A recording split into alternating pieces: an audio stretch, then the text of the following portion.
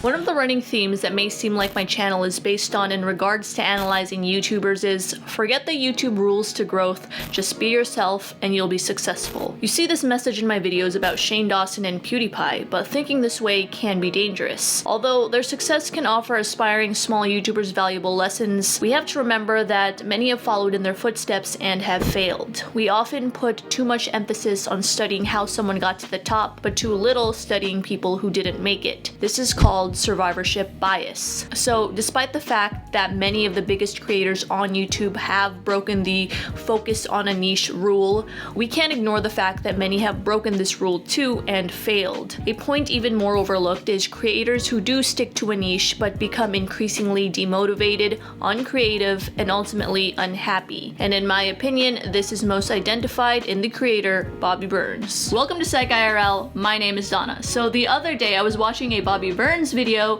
and I see myself in that video. Now this isn't a commentary on that video, but I do think one of the more interesting creators to watch right now is Bobby Burns. I feel like a lot of you are either small creators or people interested in YouTubers in general, so I think some of you can relate to this. As I previously stated, with the exception of Philip DeFranco, a lot of the YouTubers I've mentioned before have broken the focus on a niche rule, but we have to examine YouTubers who have broken that rule too and failed. Now Bobby Burns has not failed whatsoever. He hasn't even dropped off of the face of YouTube, but I do think he is going through this phase where he's trying to figure out who he is as a creator. As a result, there is some pushback between what he wants to create and some of what his audience wants to see. For those of you who have no idea who Bobby Burns is, let's go through a brief overview. Bobby Burns has been on the platform for a very long time, creating different types of content.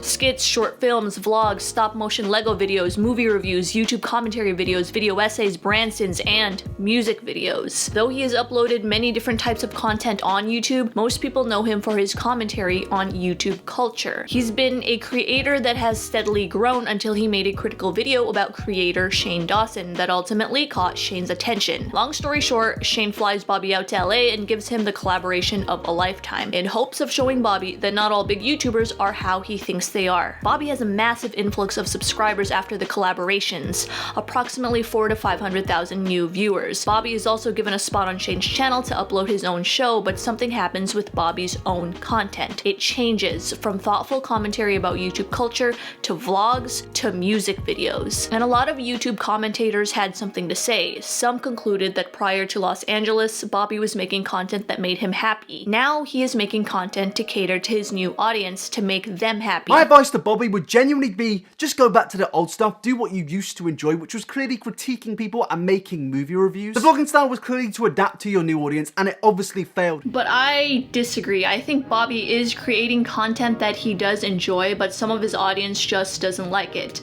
But first, a message from our sponsor, betterhelp.com/psychirl. So if you've been watching my channel for a while now, you know my stance on brand deals, and you know I only believe in promoting products that you actually use as a creator. So I'm super excited and happy to announce that BetterHelp has decided to sponsor this video. BetterHelp is affordable private online counseling that gives you access to licensed therapists and counselors. So although I don't believe that anything can replace seeing a therapist in person, I do believe that this is a good alternative for someone who is too busy, someone who travels a lot, or someone who is in general uncomfortable with seeing a therapist in person. I think that this is a good start. As someone who has made psychology videos for a long time, BetterHelp isn't just some random sponsor.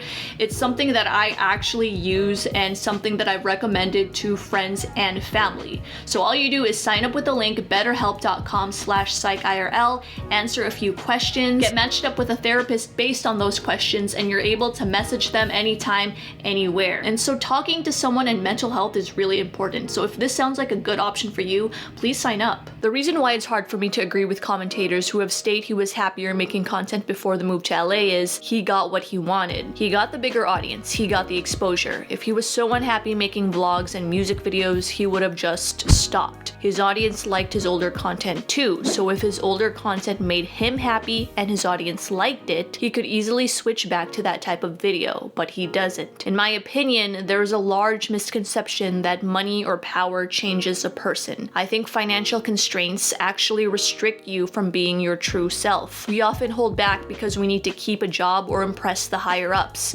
Imagine what would happen if you were free from those constraints. So if you look back at Bobby's history, you'll see that he's made a variety of videos. His archive shows his evolution as a person, his growth as a human being. Some of these videos don't even feel like the same person, because they're not. His content has evolved as well as his personality. Poofy pants, oh my gosh. And I got a hole in my sock. I think both my socks have holes. I'm such a hobo. No, I'm not. I'm rich. I'm a king. I live on a hill of kingness and I have a pet alligator lion. You're essentially looking at content from a 12-year-old versus content from someone in their 20s. But when you grow up and your tastes change, what happens when your content and personality evolves differently from your audience? I think the artist has romanticized growth on YouTube too much. This notion of be yourself and you'll grow is only a half-truth. It's seen when there is a mismatch in what the creator wants to create and what the audience wants to see. Now, it isn't right to say create content solely for the audience either, because unless you're a large company, that's hard for an individual to do. It leads to burnout, unhappiness, and demotivation. This has always been the hardest thing for me to explain to people who aren't creators, but imagine being stuck in a job, and your job was to make the same type of mug every single day. And you know, sometimes people got tired of it, but that was easy. You could switch it up and change to a different color of mug, and then people liked it again. But imagine you didn't want to do that anymore. You wanted to make something like plates. I don't know. You give it a try, but people don't like it. People aren't coming to you to buy mugs. You're the most reliable and best mug maker in the world. So now you're forced to choose between doing what you actually want and a paycheck. This is how you make a living. So I know it sounds like first world problems, but I know that a lot of you can relate. And it's like this feeling of feeling stuck, and it makes you so unhappy. How you adapt to this situation depends a lot on your personality. Many people do thrive on routine, scheduling, and structure, or at least as close to those elements as YouTube can give you. So they are able to keep creating that same mug that people like and adapt to their wants by changing something slightly, like color. This is seen in drama, news, and talk shows. A lot of individuals have had the same type of content for years, only changing it slightly by increasing something like production value. I think Bobby isn't that person. He is continually progressing as an artist, and though his audience may not relate to his current content, it's important that a person go through that process for the sake of their mental health. Because yes, YouTube is a great place to share your art, as long as it's in the terms of service, without a corporate entity or middleman acting as a barrier between the artist and audience. But the artist isn't entitled for the audience to like their art just because they are being themselves. The danger with that then becomes artists equating their value with likes and views. Art isn't that. Art is expression, and that's something we can't forget when we create. Hey everyone, I hope you liked that video. I was partially inspired to do that video because of this comment that I received on my last video when it says, "This is very weird, but hear me out. Can you do a video on why you, a super creative and entertaining YouTuber," thank you, okay, now I lost my spot, "do not have 1 million subs because you seem to follow every guideline you share but aren't crazy successful, blah blah blah." Bottom line is, I do not follow every guideline that I share, not because I don't believe in those guidelines, but because it's super hard to follow.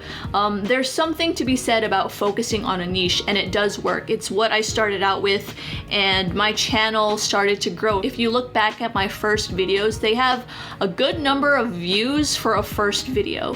And yeah, so I did the follow the niche thing, and it worked, but it's unfortunately I do not have the personality of keeping a schedule and routine.